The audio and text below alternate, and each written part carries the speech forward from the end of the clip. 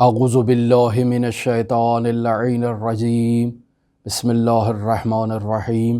الحمد للہ رب العالمین الصلاة والسلام علی اشرف الانبیاء والمرسلین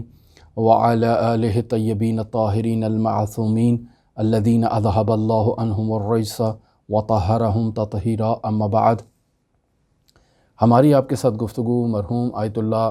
سید علی آغا قاضی طباطبائی رحمۃ اللہ علیہ کے دو نامور شاگردوں کے حالات زندگی کے بارے میں، یعنی مرحوم علامہ سید محمد حسین طباطبائی اور مرحوم آیت اللہ سید محمد حسن الہی طباطبائی کے حالات زندگی کے بارے میں جاری ہے، اور ہم اس مرحلے پر پہنچے کہ یہ دونوں بھائی بالآخر نجف اشرف عراق پہنچ گئے جب علامہ طباطبائی رحمۃ اللہ علیہ کی عمر 22 سال تھی اور مرحوم الہی کی عمر اس وقت 18 سال تھی۔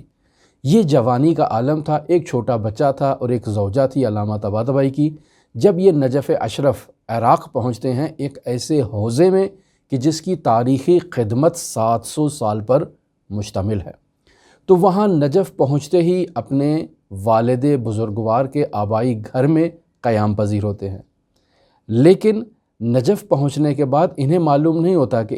انہوں نے کس کے پاس درس پڑھنا ہے، کیا کرنا ہے۔ لہٰذا جیسے ہی حضرت مولا الموحدین کے گنبد پر ان کی نگاہ پڑتی ہے تو یہ مولا سے توسل کرتے ہیں اور مولا سے کہتے ہیں کہ ہم راہ بلد نہیں ہیں، ہمیں نہیں معلوم کہ ہم نے کیا کرنا ہے، کس استاد کے پاس پڑھنا ہے، کس کے پاس جو ہے وہ تحصیل کرنی ہے، تعلیم حاصل کرنی ہے، تربیت حاصل کرنی ہے۔ یہ سارے رسم آپ نے ہمیں سکھانے ہیں، ہمیں کسی چیز کا علم نہیں ہے۔ لہٰذا نجف اشرف میں اس آبائی گھر میں قیام کے دوران بھی یہ دونوں بھائی ایک ہی ساتھ قیام پذیر ہوتے ہیں اور ایک ہی ساتھ تعلیم دین کا آغاز کرتے ہیں، اور شروع سے ہی نماز تہجد، عبادت، راز و نیاز، توسل اور اس قسم کی معنویت ان میں پائی جاتی تھی، اور اس کا انہیں شوق تھا، اور خطاطی جسے یہ بچپن سے کر رہے تھے اس کا انہیں ایک جذبہ تھا جو یہ انجام دیا کرتے تھے۔ لہٰذا اسی ابتدائی دور سے ہی ان دونوں بھائیوں کی یہ روش تھی کہ یہ رات کو جب صبح نماز تہجد چھت پر پڑھتے تو نماز تہجد پڑھنے کے بعد دونوں بھائی بیٹھ جاتے وہاں خطاطی کرنے کے لیے اور لکھنا شروع کر دیتے، خوش خطی لکھنا شروع کرتے، اور پھر ایک دوسرے کو دکھاتے کہ ہم نے کیا کیا ہے، اور نماز تہجد کے بعد بیدار رہتے، نہیں سوتے تھے۔ مرحوم علامہ طباطبائی کہتے ہیں کہ ایک روز میری وہاں آنکھ لگ گئی نماز تہجد کے بعد، اور مختصر وقت کے لیے ایک آنکھ لگی، اور پھر میں بیدار ہوا تو میں نے دیکھا کہ میرے سامنے دو افراد موجود ہیں، ایک حضرت ادریس علی نبینا و علیہ آلاف التحیت و ثنا، اور ایک میرے بھائی محمد حسن الہی طباطبائی۔ یہ ابتدائی دور نہیں ہے تحصیل کا، یہ بالآخر نجف اشرف میں تعلیم کے ایک مراحل گزارنے کے بعد اور مرحوم سید علی آغا قاضی طباطبائی رحمۃ اللہ علیہ سے آشنائی کے بعد اور ان کی سیر و سلوک کی تربیت حاصل کرنے کے بعد کے مراحل ہیں۔ تو یہ دو افراد میرے سامنے موجود ہیں، علامہ طباطبائی کہتے ہیں حضرت ادریس مجھ سے مخاطب ہے، مجھ سے گفتگو کر رہے ہیں، مکالمہ کر رہے ہیں، لیکن ان کے لبھائے مبارک سے الفاظ جاری نہیں ہو رہے، الفاظ میرے بھائی حسن الہی طباطبائی رحمۃ اللہ علیہ کے ہونٹوں سے جاری ہو رہے ہیں اور ان کے لبھائے مبارک جنبش کر رہے ہیں۔ اور یہ ایک عجیب واقعہ تھا جسے علامہ طباطبائی نے اپنے بھائی سے متعلق نقل کیا ہے، اور آغا حسن الہی طباطبائی نہایت ہی عجیب و غریب کرامات کے حامل شخص تھے کہ جن کے بارے میں انشاءاللہ ہم آپ کی خدمت میں بیان کریں گے۔ تو علامہ طباطبائی اور سید حسن الہی طباطبائی نے نجف اشرف میں 10 سال اور کچھ مہینے قیام کیا، اور اس مدت میں مختلف علوم میں مہارت حاصل کی۔ پہلے بھی مہارت حاصل کر چکے تھے جو ہم نے علوم آپ کی خدمت میں بیان کیے، جس میں نحو و صرف و معانی و بیان و بدیع و منطق، فلسفہ، یہ سب علوم ہم بیان کر چکے، لیکن نجف اشرف میں مزید مہارت حاصل کی، پختگی حاصل کی، کمال حاصل کیا۔ لہٰذا نجف اشرف میں خارج فقہ و اصول کا انہوں نے آغاز کیا، اور مرزا محمد حسین ناعنی جو ایک بہت بزرگ شخصیت ہے فقہی اعتبار سے اور اصولی اعتبار سے حوزہ علمیہ نجف اشرف میں، ان کے پاس 8 سال درس خارج ان دونوں بھائیوں نے پڑھا، اور ایک دورہ مکمل اصول کا انہوں نے کمپلیٹ کیا، یعنی 8 سال فقہ کا خارج پڑھا ہے، اور اس کے علاوہ اصول کا ایک مکمل دورہ آغا نائینی کے پاس انہوں نے خارج کا پڑھا۔ اور پھر آغا نائینی پہ اکتفا نہیں کیا، شیخ محمد حسین اصفہانی کومپانی جو ایک نہایت ہی نابغہ شخصیت ہے، ان کے پاس انہوں نے 6 سال انہوں نے اصول کا خارج پڑھا، اور 4 سال انہوں نے فقہ کا آغا نائینی کے پاس خارج پڑھا۔ اور اس کے علاوہ یہ دونوں بھائی مرحوم آیت اللہ العظمیٰ سید ابو الحسن اصفہانی کے درس میں بھی شریک ہوا کرتے تھے، اور اس طرح سے انہوں نے 2 عدد اصول کے مکمل دورے کمپلیٹ کیے، اور فقہ کے بھی متعدد دروس میں شرکت کی، اور اس طرح سے یہ دونوں بھائی مجتہد مسلم تھے، اور سب ان مجتہدین سے یعنی آغا نائینی سے بھی اجازہ اجتہاد تھا، محمد حسین اصفہانی سے بھی اجازہ اجتہاد تھا، اور آغا ابو الحسن اصفہانی سے بھی اجازہ اجتہاد موجود تھا۔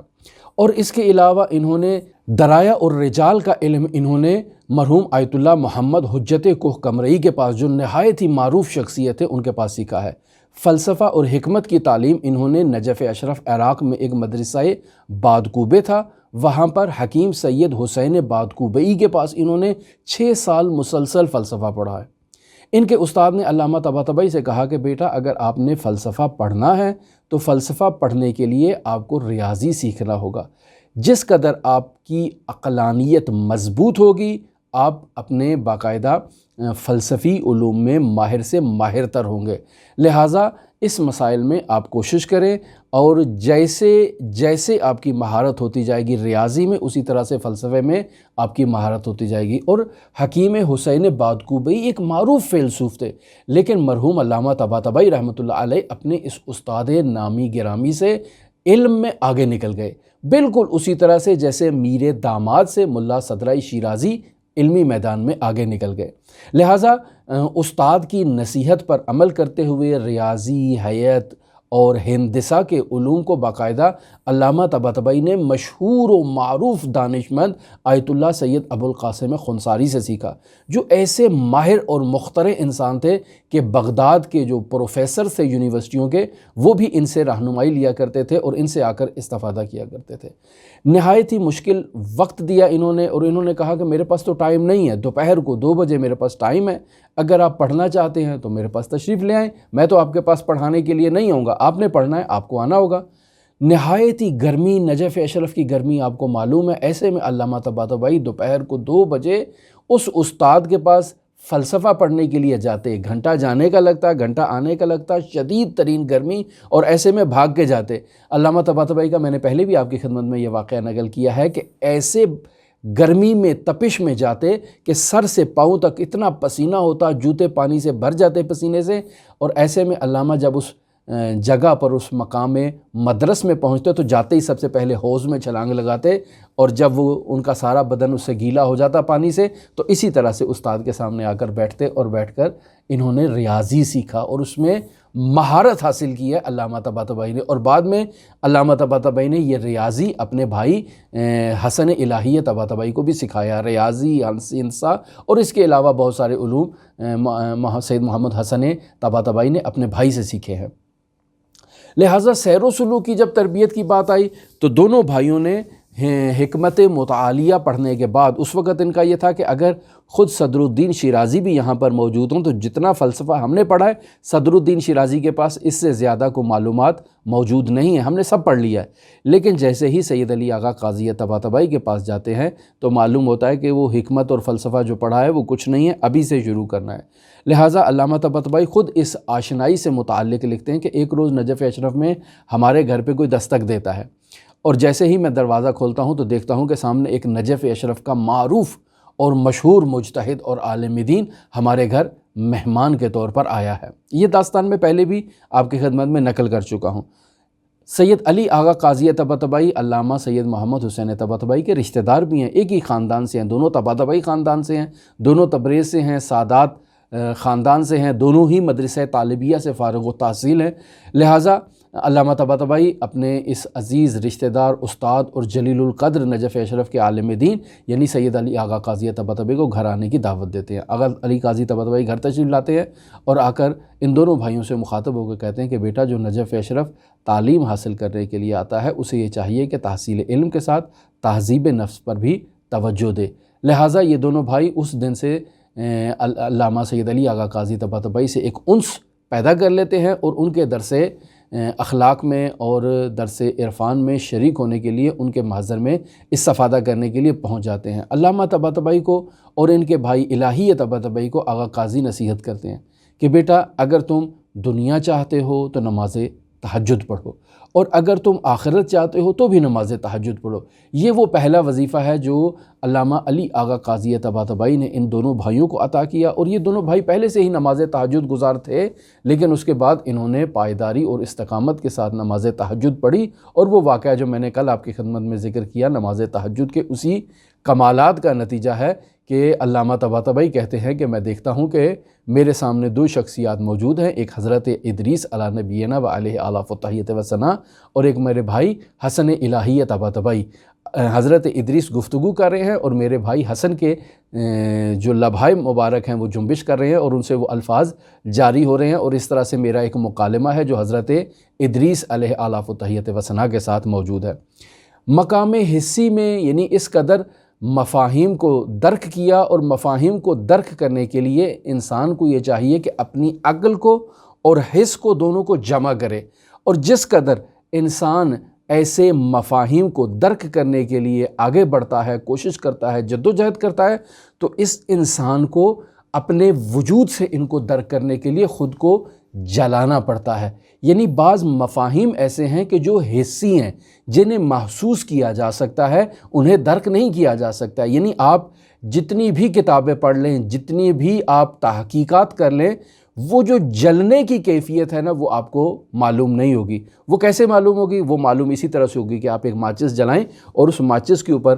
جلتی ہوئی آگ کے اوپر اپنا ہاتھ رکھ دیں۔ یہ جو جلنے کی کیفیت آپ کو اس ماچس کی آگ سے محسوس ہوگی نا، یہ آپ کو کسی کتاب سے نہیں ملے گی۔ یہ ایک علم ہے، یہ ایک مہارت ہے، ایک مفہوم ہے۔ اس مفہوم کا آپ تک منتقل ہونے کا واحد راستہ یہی ہے کہ آپ اپنے ہاتھ کو آگ کے اوپر رکھیں اور اس کی حرارت کو محسوس کریں۔ یہ کتابوں میں لکھا جائے گا کہ آگ ایک ایسی چیز ہے جو جلاتی ہے، جو انسان کو نابود کر دیتی ہے، جو انسان کو تباہ کر سکتی ہے، انسان کو خاکستر میں تبدیل کر سکتی ہے، یہ سب ٹھیک، لیکن جب تک آگ کے اوپر ہاتھ نہیں آئے گا یا جسم اس سے لمس نہیں کرے گا، محسوس نہیں کرے گا، تب تک یہ مفہوم انسان کے اندر منتقل نہیں ہو سکتا۔ ہمارے دینی مطالب میں بھی ایسے بہت سارے مفاہیم ایسے ہیں، فلسفے میں بھی بہت سارے ایسے مفاہیم ہیں کہ جن کو درک کرنے کے لیے انسان کو اپنی اس قوائے حسیہ کے ساتھ اور اپنے حواس خمسہ میں کسی چیز کے ساتھ انہیں درک کرنا ہے۔ جب تک انسان انہیں ادراک نہیں کرے گا وہ اسے حاصل نہیں ہوں گے۔ لہٰذا ان مفاہیم کے لیے باقاعدہ جدوجہد اور ریاضت اور محنت کرنے کی ضرورت ہے۔ لہٰذا جس طرح سے مرحوم علامہ طباطبائی نے کہا کہ میں نے سارا فلسفہ پڑھ لیا تھا، میں یہ سمجھتا تھا کہ صدر الدین شیرازی کے پاس مزید کچھ اب چیز نہیں ہے جو مجھے معلوم ہوگی، لیکن یہ بعد میں آغا قاضی طباطبائی کے حضور جب پہنچا تو معلوم ہوا کہ نہیں، مفاہیم حسیہ کو درک کرنے کے لیے خود انسان کو جلنا پڑے گا، خود انسان کو اس وادی میں کودنا پڑے گا۔ وہ جو معروف شعر ہے کہ بے خطر کود پڑا آتش عشق میں نمرود، بہرحال میں شعر غلط پڑھ گیا ہوں، اس کو حذف کرتا ہوں۔ لہٰذا یہ مفاہیم ایسے ہیں کہ جنہیں درک کرنے کے لیے انسان کو محنت کرنے کی ضرورت ہے، انسان کو کوشش کرنے کی ضرورت ہے، اور پھر جا کر انسان کسی مقام پر پہنچتا ہے۔ اور تعلیم علم حاصل کرنا، علم دین حاصل کرنا کوئی آسان بات نہیں ہے، نہایت دشواریاں، نہایت سختیاں تحمل کرنا پڑتی ہیں۔ علامہ طباطبائی ایران سے گئے تھے، اور ایران کا موسم جو ہے وہ ایک معتدل قسم کا موضوع ہے، لیکن نجف اشرف کی گرمی کو برداشت کرنا ہر کسی کے بس کی بات نہیں ہے، نہایت سخت ماحول ہے۔ اور میں پہلے بھی علی آغا قاضی طباطبائی کے حالات زندگی میں اس مطلب کو بیان کر چکا ہوں کہ نجف کا پانی کڑوا، نجف میں گرمی شدت کی، اور پھر وہاں پر قیام کرنا اس حالت میں نہایت ہی دشوار ہے۔ اگر بیمار ہو جائیں تو علاج کے لیے آپ کو بغداد جانا پڑتا ہے، اور نجف میں کوئی ایسا علاج کا سسٹم نہیں ہے۔ تو آغا طباطبائی رحمۃ اللہ علیہ کے جتنے بھی بچے ہوتے تھے وہ مر جایا کرتے تھے۔ جب ایران سے آئے تو ایک بچہ ساتھ تھا، وہ وہاں فوت ہو گیا، اور پھر اس کے بعد جتنے بھی بچے پیدا ہوئے وہ اس ماحول کو برداشت نہیں کر سکے، لہٰذا بچے ہوتے تھے تو فوت ہو جاتے تھے۔ تو ایسے سخت حالات میں انہوں نے وہاں پر وقت گزارا، اور وہ آغا عبدالباقی کی ولادت کا مسئلہ بھی میں آپ کی خدمت میں بیان کر چکا ہوں کہ ایک روز علی آغا قاضی طباطبائی گھر آتے ہیں اور مرحوم علامہ کی زوجہ کو کہتے ہیں کہ بیٹی اس دفعہ آپ کو بچہ ہوگا اور اس کا نام عبدالباقی ہے، اس کا نام عبدالباقی ہی رکھنا، یہ محفوظ رہے گا۔ تو یہ وہ حالات تھے کہ جن میں وقت گزارنا نہایت ہی دشوار تھا، اور میں پہلے آپ کی خدمت میں عرض کر چکا ہوں کہ ان کے والد کی بھی یہی روش تھی کہ یہ وجوہات شرعیہ سے استفادہ نہیں کیا کرتے تھے۔ علامہ طباطبائی رحمۃ اللہ علیہ بھی وجوہات شرعیہ سے استفادہ نہیں کرتے تھے، بیت المال کا استعمال نہیں کرتے تھے، ان کے لیے ایران سے رقم آیا کرتی تھی جسے یہ اپنی زندگی میں استعمال کیا کرتے تھے۔ تو ایسے میں جب ایران اور عراق کے حالات کشیدہ ہوئے اور حکومت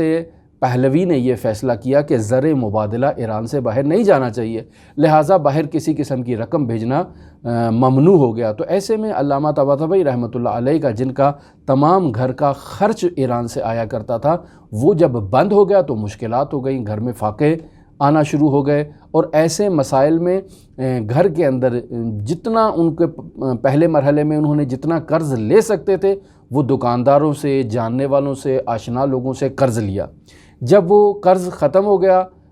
تو اب مزید کسی سے قرض لینے کی گنجائش نہ تھی، تو گھر کا سامان بیچنا شروع کر دیا، یعنی حتیٰ کہ جس فرش پر بیٹھتے تھے وہ فرش بیچ دیا، برتن بیچ دیے، اضافی کپڑے بیچ دیے، تاکہ بلاخرہ کسی طرح سے گزارا تو کرنا ہے۔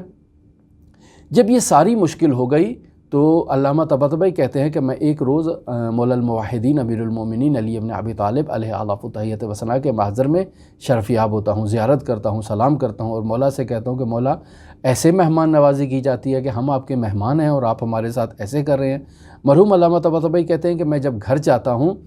تو دیکھتا ہوں کہ گھر میں کوئی شخص موجود نہیں ہے، دروازہ وغیرہ بند کر دیتا ہوں، اندر جاتا ہوں اور دیکھتا ہوں کہ اچانک باہر کا دروازہ کھلا ہے اور ایک شخص گھر کے اندر آیا ہے۔ میں باہر جاتا ہوں تو دیکھتا ہوں کہ یہ شاہ حسین ولی ہیں، وہ تبریز کے ایک مشہور عارف، ایک مشہور شخصیت کہ جن کا انتقال ہو چکا ہے، یہ وہ میرے دروازے پر آئے ہیں اور آ کر کہہ رہے ہیں کہ میں شاہ حسین ولی ہوں، وہی تبریز کا عارف کہ جن کی قبروں پہ ہم بچپن میں جایا کرتے تھے۔ تو کہتے ہیں کہ وہ آئے ہیں اور انہوں نے مجھے ایک رقم دی ہے اور کہا ہے کہ ہم نے 17 سال سے تمہیں تنہا نہیں چھوڑا، اب کیسے ہم آپ سے غافل ہو سکتے ہیں اور آپ کو کیسے تنہا چھوڑ سکتے ہیں۔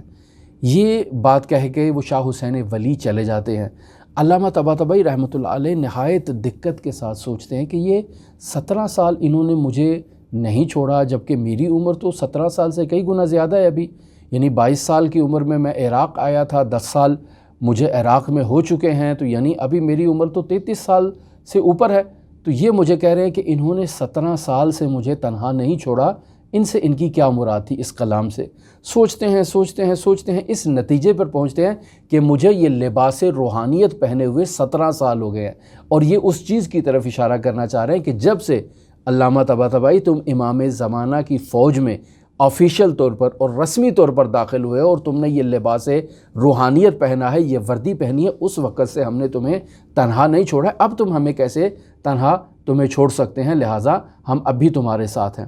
علامہ طباطبائی رحمۃ اللہ علیہ اس بات کو درک کر چکے تھے کہ اب نجف اشرف میں ان کا رزق ختم ہو چکا ہے، لہٰذا وہ جو پیسے شاہ حسین ولی انہیں دے کر گئے، اس سے انہوں نے اپنے تمام قرضوں کو ادا کیا۔ قرضوں کی ادائیگی کے بعد انہوں نے اپنے تمام جو مسائل ہیں ان کو ختم کرنے کے بعد واپس تبریز جانے کا فیصلہ کیا۔ دونوں بھائی وہاں نجف اشرف سے کوچ کرتے ہیں، تبریز منتقل کرتے ہیں، اور وہ شاہ حسین ولی کے وہ جو آخری 2 جو ریال یا 2 جو سکے ہوتے ہیں، وہ آخری اس جو ہے وہ ٹانگے والے کو دیتے ہیں کہ جس سے اتر کے وہ اپنے گھر میں جاتے ہیں اور وہ پیسے ختم ہو جاتے ہیں۔ تو اس طرح سے یہ 2 بھائی 10 سال اور کچھ مہینے نجف اشرف عراق میں اجازہ اجتہاد حاصل کرنے کے بعد، سیر و سلوک حاصل کرنے کے بعد، تعلیم حاصل کرنے کے بعد واپس اپنے گھر پہنچتے ہیں، اور نجف اشرف میں قیام کے دوران جب یہ واپس آتے ہیں تو ظاہر ہے پیچھے سے ان کے گھر کی کوئی دیکھ بھال کرنے والا نہیں ہوتا، ان کی پراپرٹیز کی کوئی دیکھ بھال کرنے والا نہیں ہوتا، وہاں ویرانی ہوتی ہے۔ تو ایسے میں علامہ طباطبائی باقاعدہ خود کمر ہمت باندھتے ہیں اور اپنی تمام آبائی زمینوں کی، باغات کی، پراپرٹیز کی باقاعدہ سے جو ہے نا وہ انتظامات خود علامہ اپنے ذمے کرتے ہیں اور ان کی خاص انداز میں